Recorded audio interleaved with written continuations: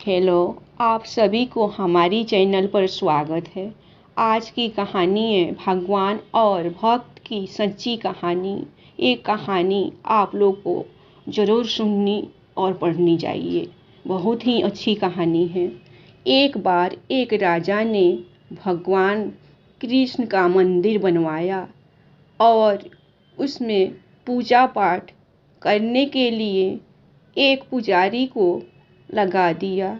पुजारी जी बड़े प्रेम भाव से भगवान की सेवा करने लगे। भगवान की पूजा पाठ और सेवा करते हुए पुजारी की उम्र बीत गई। राजा रोज वहाँ दर्शन के लिए आता था, लेकिन इससे पहले वह अपने सेवक के साथ एक फूलों की माला भेजता था, जिसे वह पुजारी भगवान को पहनाता। और जब राजा दर्शन को आते तो आशीर्वाद स्वरूप भगवान के गले से उतारकर राजा को पहना देता। रोज का यही नियम था। एक दिन राजा किसी कारणवश मंदिर नहीं जा सका। उसने सेवक के हाथ माला भिजवाई और पुजारी को संदेशा भिजवाया राजा कि राजा आज मंदिर नहीं आ पाएंगे।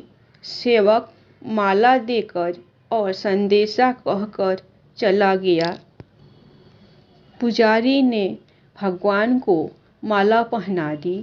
थोड़ी देर बाद पुजारी का मन में विचार आया कि मुझे भगवान की सेवा करते हुए आज उम्र बीत गई, लेकिन मैंने आज तक यह माला नहीं पहनी है।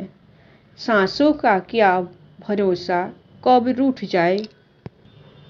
भगवान ने आज मुझ पर कृपा करी है, तो क्यों ना ये माला आज मैं ही पहन लूं। ऐसा सोचकर पुजारी ने वह माला भगवान के गले से उतारकर खुद पहन ली।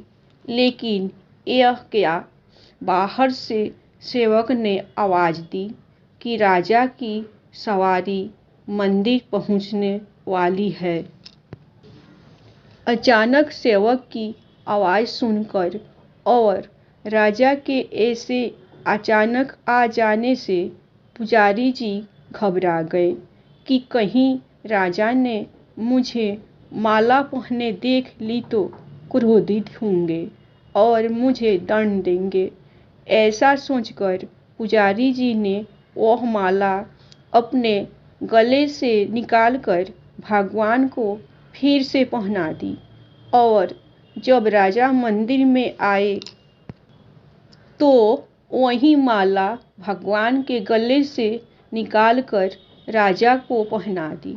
लेकिन जैसे ही राजा ने माला पहनी तो उसमें राजा को एक सफ़ेद बाल दिखाई दिया, जिससे राजा को सारा माजरा समझ आ गया कि यह माला पुजारी ने पहले खुद पहनी है और जब मैं आया तो मुझे पहना दी।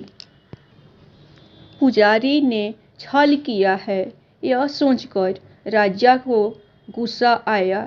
राजा ने पुजारी से पूछा कि ये सफ़ेद बाल किसका है, चूँकि पुजारी जी भी बूढ़े हो गए थे और उनके बाल भी सफ़ेद थे। पुजारी ने सोचा कि अगर मैंने मेरा नाम लिया तो राजा मुझे अवश्य दंड देगा। अतः पुजारी ने कहा कि ये तो भगवान का बाल है। इस पर राजा को बहुत गुस्सा आया कि पुजारी झूठ पर झूठ बोल रहा है। भला कब से मूर्तियों के बाल सफ़ेद होने लगे। इस पर राजा ने पुजारी से कहा कि कल मैं श्रृंगार के समय आऊँगा और देखूँगा कि भगवान के बाल काले हैं या सफ़ेद। अगर भगवान के बाल काले निकले तो पुजारी तुझे इस पाप के लिए मृत्युदंड दिया जाएगा। राजा हुक्म सुनाकर चला गया। राजा के जाते ही पुजारी भगवान के सामने रोने लगा और विनती करने लगा कि प्रभु, मैं जानता हूँ कि मैंने आपके सामने झूठ बोलने का अपराध किया। अपने गले में डाली हुई माला मैंने पुनः आपको पहना दी। आपकी सेवा करते करते बूढ़ा हो गया। ये छोटी सी लालसा थी कि आपको चढ़ी हुई माला पहनूं। इसी लोभ लालसा में यह अपराध हुआ। मेरे प्रभु, पहली बार यह लोभ हुआ और विपत्ति आ पड़ी। हे मेरे नाथ, कृपया आप ही मुझे बचाइए, नहीं तो कल राजा मुझे फांसी पर चढ़ा देगा। पुजारी सारी रात रोते रोते मंदिर में ही सो गया। सुबह हुई तो राजा आया और भगवान का श्रृंगार स्वयं करने के लिए बोला। पुजारी डर के मारे एक कोने में खड़ा था। राजा ने जैसे ही ठाकुर जी का मुकुट हटाया तो आश्चर्यचकित रह गया, क्योंकि ठाकुर जी के सभी बाल सफ़ेद थे। राजा को लगा कि पुजारी ने जान बचाने के लिए बालों को सफ़ेद कलर से रंग दिया होगा। अतः राजा ने बालों की जांच करने के लिए ठाकुर जी का एक बाल पकड़कर जोर से खींचा तो वहाँ से रक्त की धार बहने लगी। यह सब देखकर राजा घबरा गया और ठाकुर जी भगवान के पैर पकड़ लिए और क्षमा याचना करने लगा। तभी मूर्ति से आवाज़ आई कि राजा, तुमने आज तक मुझे मूर्ति ही समझा, इसलिए मैं आज भी तुम्हारे लिए मूर्ति ही हूँ। पुजारी मुझे साक्षात भगवान समझता है।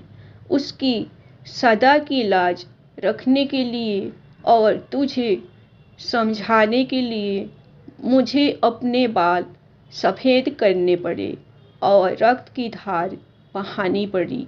राजा ने भगवान और पुजारी दोनों से माफ़ी मांगी और अपने राजमहल लौट गया।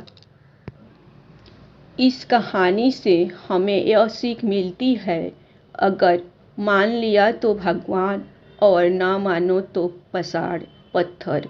अगर मन में सच्ची श्रद्धा हो तो भगवान पत्थर में सप्राण होकर भी भक्त से मिलने आ जाते हैं।